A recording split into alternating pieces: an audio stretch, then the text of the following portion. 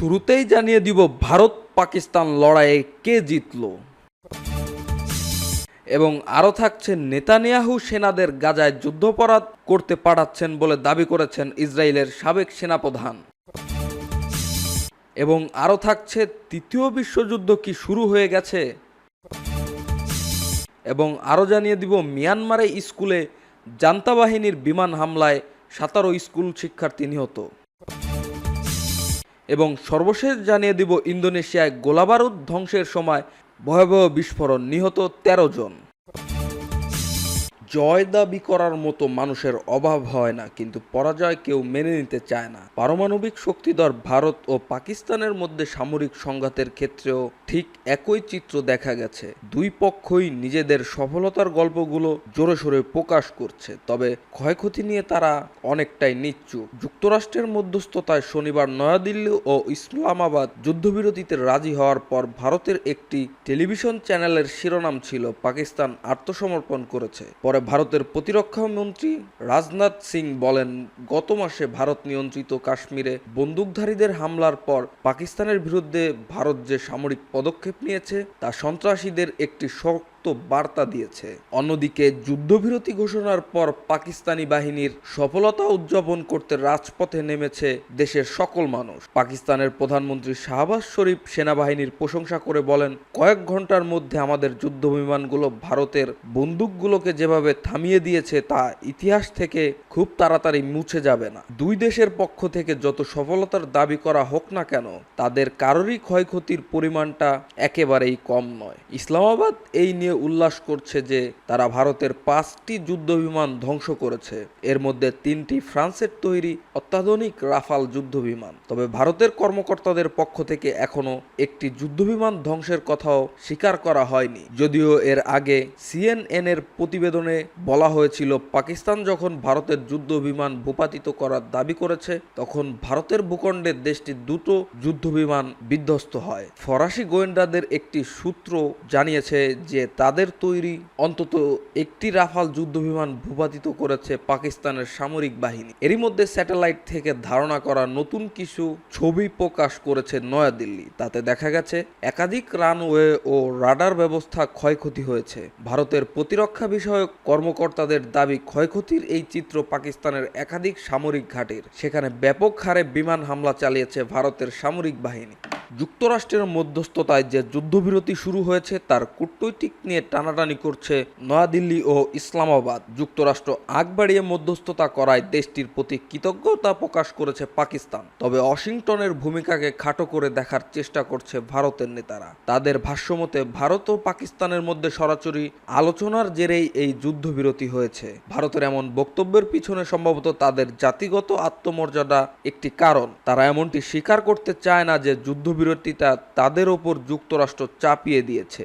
এছাড়া কাশ্মীর নিয়ে ভারত পাকিস্তানের মধ্যে দীর্ঘদিন ধরে চলে আসা দ্বন্দ্ব সমাধানে আগ্রহ দেখিয়েছে মার্কিন প্রেসিডেন্ট ডোনাল্ড ট্রাম্প। এমন পরিকল্পনাকে ইসলামাবাদ স্বাগত জানালেও চুপচাপ রয়েছে নয়াদিল্লি। সহজ কথায় বলতে গেলে ভারত ও পাকিস্তানের রাজনৈতিক ও সামরিক নেতারা নিজেদের বিজয়ের দিকে ইঙ্গিত করে বক্তব্য দিলেও সত্যিটা হলো প্রকৃতপক্ষে জয় কারোরই হয়নি। আর কাশ্মীর নিয়ে দুই দেশের মধ্যে বহুদিন যে সংঘাত চলে আসছে তা আবারও মাথাচাড়া দিয়ে ওঠে কিনা সেটি দেখার বিষয়।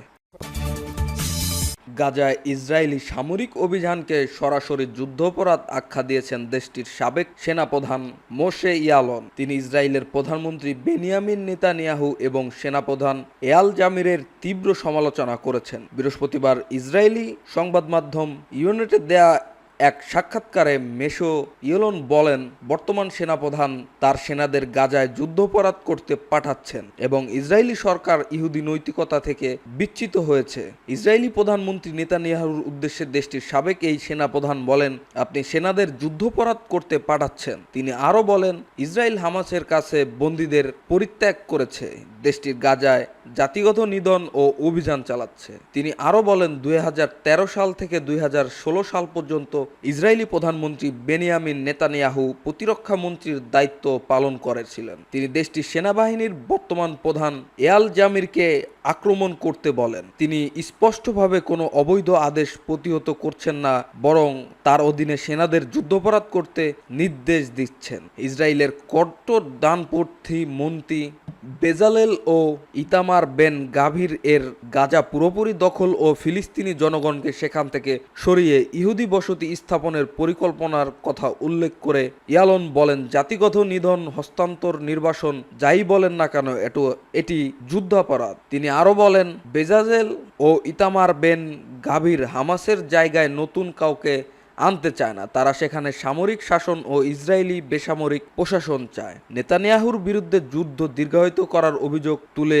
ইয়ালন বলেন, এই যুদ্ধ 19 মাস ধরে চলছে, যা ইসরায়েলের ইতিহাসে সবচেয়ে দীর্ঘ যুদ্ধ।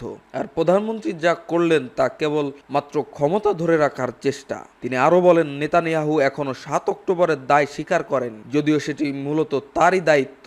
ইসরায়েলি প্রধানমন্ত্রী নেতানিয়াহু উদ্দেশ্যে দেশটির সাবেক এই সেনাপ্রধান বলেন, তিনি সেনাদের যুদ্ধাপরাধ করতে পাঠাচ্ছেন আর বলেছেন, আপনি শান্তিতে ঘুমান। এই যুদ্ধের দায় কার? আপনি কি সত্যিই নির্ভর বিবেকে ঘুমাতে পারেন? সরকারের উদ্দেশ্যে কড়া বার্তা দিয়েছেন ইয়ালন। এই সরকার আমাদের ধ্বংসের দিকে নিয়ে যাচ্ছে, এটি বদলানোর মতো সময়ের দাবি। 80 বছর আগে দ্বিতীয় বিশ্বযুদ্ধের সমাপ্তি উপলক্ষে বিশ্বের বিভিন্ন প্রান্তে যখন পুরনো মিত্ররা আলাদাভাবে স্মরণসভা পালন করছে, তখন বাস্তবতা যেন বারবার জানান দিচ্ছে আমরা এক ভয়াবহ নতুন যুদ্ধের দিকে ধাবিত হচ্ছি। হয়তো ইতোমধ্যেই তার ভেতরে ঢুকে পড়েছি আমরা। প্র্যাক্স আমেরিকানা এর ভাঙন, একের পর এক জড়িয়ে পড়া সংঘাত, রাষ্ট্রীয় সহিংসতা, লাগামহীন উত্থান এবং দ্বিতীয় বিশ্বযুদ্ধের পরবর্তী নিয়মভিত্তিক বিশ্ব ব্যবস্থার কার্যত অকার্যকর হয়ে পড়া, সবকিছুই যেমন একযোগে জানিয়ে দিচ্ছে আমরা এক বিপজ্জনক সময়ের মধ্য দিয়ে যাচ্ছি। এ বিষয়ে ব্রিটিশ সরকারের প্রতিরক্ষা কৌশল পর্যালোচনামূলক উপদেষ্টা ফিওনা হিল বলেছেন, তৃতীয় বিশ্বযুদ্ধ ইতিমধ্যেই শুরু হয়ে গেছে, তবে আমাদের সেটা স্বীকার করে নেওয়ার সাহস নেই। বিশ্বায়ন ও প্রযুক্তিগত অগ্রগতির জগতে কেউই যেন পুরোপুরি নিয়ন্ত্রণে নেই। এই উদ্বেগ নতুন নয়। 1947 সালে এডমন্ড লিস এবং 1999 সালে অ্যান্থনি গিডেন্সের রেইট লেকচার্স এ বিষয়টি উচ্চারিত হয়েছে, কিন্তু বর্তমানে বিশ্ব ব্যবস্থা যেভাবে ধসে পড়েছে তা অভূতপূর্ণ। সাবেক ব্রিটিশ পররাষ্ট্রমন্ত্রী ডেভিড মিলিব্যান্ড চ্যাথাম হাউসে বসে একবার বলেছিলেন, বিশ্ব সবসময় পরিবর্তনের মধ্যে থাকে, কিন্তু এখনকার মতো ভূ রাজনৈতিক টালমাটাল অবস্থা খুব কম সময়েই এসেছে। তার মতে, মার্কিন নেতৃত্বে পরিচালিত বিশ্ব ব্যবস্থা ভেঙে পড়লেও তার পরবর্তীতে কি আসছে সেটা অস্পষ্ট। একই সুরে কথা বলেছেন যুক্তরাজ্যের সাবেক প্রধানমন্ত্রী টনি ব্লেয়ার। তার ভাষায়, সবাই যেন হঠাৎ করে অচেনা এক বাস্তবতার মধ্যে পড়ে গেছেন। বিশ্ব বিশৃঙ্খলা থেকে মানুষ এখন নতুন পথ খুঁজছে, সম্পর্ক, অবস্থান সবকিছু নতুন করে ভাসছে। এদিকে সাবেক মার্কিন পররাষ্ট্রমন্ত্রী অ্যান্থনি বলেছেন, ট্রাম্পের আমলে মার্কিন কূটনৈতিক নীতির উলটপালট বিশ্বজুড়ে বিভ্রান্ত ছড়িয়েছে। সবাই জিজ্ঞাসা করেছে, কি হচ্ছে এসব? এই যেমন গাজায় আন্তর্জাতিক আদালতের নির্দেশ অমান্য করে টান অবরোধ চলছে টানা 3 মাস ধরে। দখলদার ইসরায়েল গাজা, ইয়েমেন, লেবানন ও সিরিয়ায় একযোগে বোমা হামলা চালাচ্ছে। এরপরও তেল আবিবকে চাইছে যুক্তরাষ্ট্র যেন ইরানেও বোমা মারার অনুমতি দেয়। যদিও ট্রাম্প এই বিষয়ে কিছু বলছেন না, চুপ করে আছেন, যদিও তার নীতিতে প্রতিফলনই যেন ঘটছে ইসরায়েলের কট্টরপন্থী অর্থমন্ত্রী বেজালেল এর বক্তব্যে। গাজাকে ধ্বংস করে ফেলতে হবে, ফিলিস্তিনিদের সরিয়ে দিতে হবে। তবে তার বক্তব্যের প্রতিবাদ জানিয়ে এবং নিরীহ ফিলিস্তিনিদের প্রতি সমর্থন দিয়ে বেলজিয়ামের পররাষ্ট্রমন্ত্রী ম্যাক্সিম প্রভো বলেছেন, ত্রাণ সরবরাহ বন্ধ করে দেওয়াটা যুদ্ধের একটি কৌশল হিসেবে ব্যবহৃত হচ্ছে। এটা চরম লজ্জাজনক। ইসরায়েল বিরোধী সুর চড়িয়েছেন ফরাসি প্রেসিডেন্ট ম্যাক্রো তার ভাষায়, যদি রাশিয়ার ইউক্রেনে আগ্রাসনের আমরা নিন্দা করি তাহলে গাজায় যা হচ্ছে তা নিয়ে চুপ থাকা যায় না। তিনি অবিলম্বে গাজায় ত্রাণ সরবরাহ স্বাভাবিক করার জোর তাগিদ দিয়েছেন। এদিকে গাজার পাশাপাশি সুদানে, ইয়েমেনে, কাশ্মীরে সব জায়গায় সহিংসতা বাড়ছে, কিন্তু যুক্তরাষ্ট্র যেন নির্বিকার। ভারতের সঙ্গে পাকিস্তান পরস্পরের যুদ্ধবিমান গুলি করছে, অথচ ওয়াশিংটন এই নিয়ে কোনো উচ্চ বাক্য নেই। এমনকি ভারত পাকিস্তানের কোনো মার্কিন রাষ্ট্রদূতও নেই। তবে অবশেষে যেন ঘুম ভাঙল ট্রাম্প প্রশাসনের। ভাইস প্রেসিডেন্ট জেডি ভ্যান্স ও পররাষ্ট্রমন্ত্রী মার্কো রুবিওকে নিয়ে তড়িঘড়ি আলোচনা করে যুদ্ধ থামালেন ট্রাম্প। সেই কথা আবার নিজের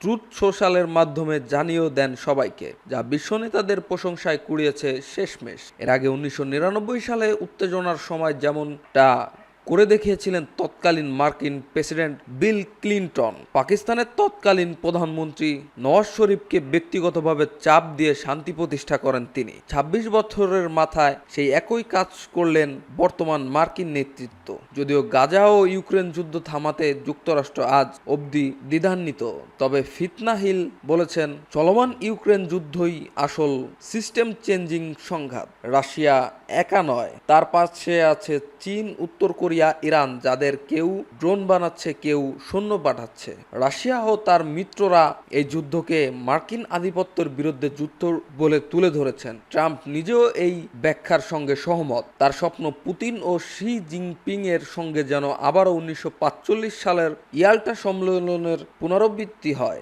আর ইউরোপ তা দূরে বসে চেয়ে চেয়ে দেখবে। তবে ইউরোপ এখন আর বসে নেই। ফ্রান্স ও যুক্তরাজ্য এক যৌথ অভিযানের নেতৃত্ব দিচ্ছে ইউক্রেনকে সহায়তা দিতে ও রাশিয়ার সম্ভাব্য আক্রমণের মোকাবেলা করতে। পোল্যান্ড, জার্মানি, ফ্রান্স এবং যুক্তরাজ্য মিলে উইমার প্লাস গোষ্ঠীর নেতৃত্বে গঠিত হচ্ছে ইউরোপীয় সুরক্ষা বলয়। জার্মান প্রেসিডেন্ট বলেন, এই মুহূর্তে আমরা দ্বিমুখী যুগান্তকারী পরিবর্তনের মধ্য দিয়ে যাচ্ছি, যার একদিকে রাশিয়ার আগ্রাসন, অন্যদিকে যুক্তরাষ্ট্রের নীতিগত বিচ্যুতি। বিংশ শতকে যে আন্তর্জাতিক কাঠামো ছিল তার অবসান ঘটেছে। সংক্ষেপে বলা যায়, বর্তমান বিশ্ব এক বিশাল অস্থিরতার মধ্যে প্রবাস করেছে। কেউ কেউ বলছে তৃতীয় বিশ্বযুদ্ধ এখনো শুরু হয়নি, আবার কেউ কেউ বলছে আমরা হয়তো তা টেরই পাইনি, তবে যুদ্ধ ইতিমধ্যেই শুরু হয়ে গেছে। পুরনো দিনের বিশ্বযুদ্ধ মানেই ছিল স্পষ্ট মিত্র ও প্রতিপক্ষ রাষ্ট্র বনাম রাষ্ট্রের সংঘর্ষ। তবে আজকের যুদ্ধ অপ্রতিসীম পরিসরে বিস্তৃত, ছন্দযুদ্ধে আসন্ন এক এবং অর্থনৈতিক ও প্রযুক্তিগত সহায়তার ছাপায় পরিচালিত। একে অস্বীকার করা মানেই প্রস্তুত না থাকা। সুতরাং তৃতীয় বিশ্বযুদ্ধ যদি ঘোষণা নাও হয়ে থাকে, বাস্তবতা বলছে হয়তো তাতে আমরা পা রেখে ফেলেছি।